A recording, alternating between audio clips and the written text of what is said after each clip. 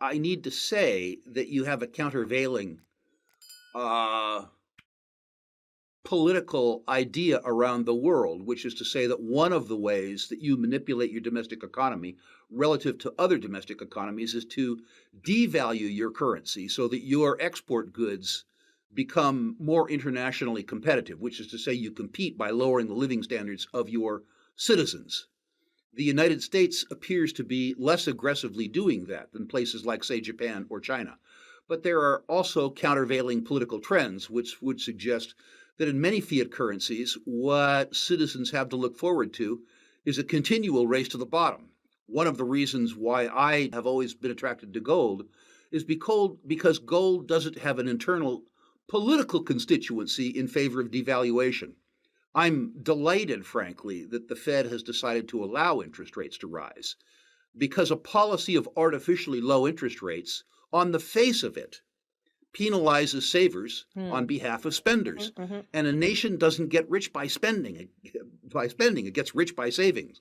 So the idea that the Fed, whatever their political motives has been, has allowed or even caused interest rates to go up, I think is on balance a very good thing. I wish the Fed would just get out of the way and let the market set interest rates, but of course that will Don't we never all? happen. I don't think it's a concern at all. To the extent that there is more trade between emerging markets, those emerging markets get richer. And to the extent that they get richer, we get richer. I'm pretty unconcerned about artificial political and economic groupings. All of these countries, are acting in their best interests. I'm reminded of a phrase that says countries don't have friends. Their leaders and elites have interests. And to the extent that we recover our collective sanity, I can assure you from having done business around the world for my entire adult life, almost everybody, I say almost everybody on the planet would rather do business with us than each other. The reason that you're seeing an increasingly anti American coalition around the world, I would suggest, is because of the attempted artificial imposition of American values and American politics on their people. In other words, we're leaving them no choice. Whether or not our policies are superior to theirs is a different question, and that depends on whose point of view you're using. They, of course, are using their point of view, and they believe that they need a Yep. multilateral response to the artificial imposition of U.S. values internationally. But the truth is, and I hate to waste it, the truth is that the United States has such an amazingly deep franchise. I forget which economist said this, but there's a lot of ruin left in a country this great. Certainly enough ruin to last my lifetime and probably yours. I hope we don't test that thesis. But we have an amazingly deep economy. We have a culture that, were it to open itself up via passports, would still attract more immigrants and higher quality immigrants than any country on the world. We just have to be careful not to damage our franchise too thoroughly, too quickly. Gold did everything I wanted it to. I own gold, not gold stocks, but gold itself, as an insurance policy. And gold maintained its purchasing power. Gold maintained its purchasing power despite a more than doubling of the deposit rates on savings products, which is much better performance than I would have expected. As we've said before, I own gold for insurance purposes and I own silver for speculative purposes. I'm disappointed, of course, that the speculative part of my portfolio and physical silver didn't do better. I note, however, that in most bull markets, gold needs to lead and then silver, in fact, follows. With regards to the gold price, I think if the Fed is forced to pivot, which is to say, if rather than continuing a period of higher interest rates, they are forced because of deterioration in the economy, slowing durable goods sales, imploding real estate prices, a real equity bear market, and particularly in the face of very broad disintermediation of long-term bond holdings, then I think you'll see gold really, truly go off to the races. The last thing that I mentioned, rising interest rates murder the capitalized value of long bonds. And the institutional investors around the world, but particularly the pension funds, the profit sharing plans, the university endowments, have portfolios that are loaded with long bonds.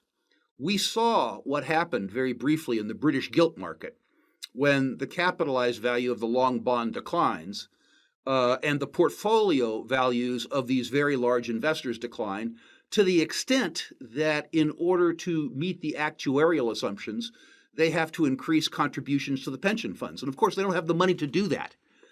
The great, I think, sort of unidentified bomb in the economy is the undercapitalization of pension funds in the long term to meet their obligation and their overwhelming reliance on long bonds at artificially low interest rates.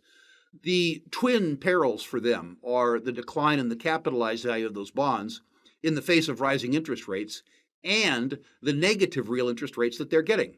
Yes, they're getting 400 basis points, but they're getting it in an instrument or in a currency where their real purchasing power is declining by 300 basis points a year.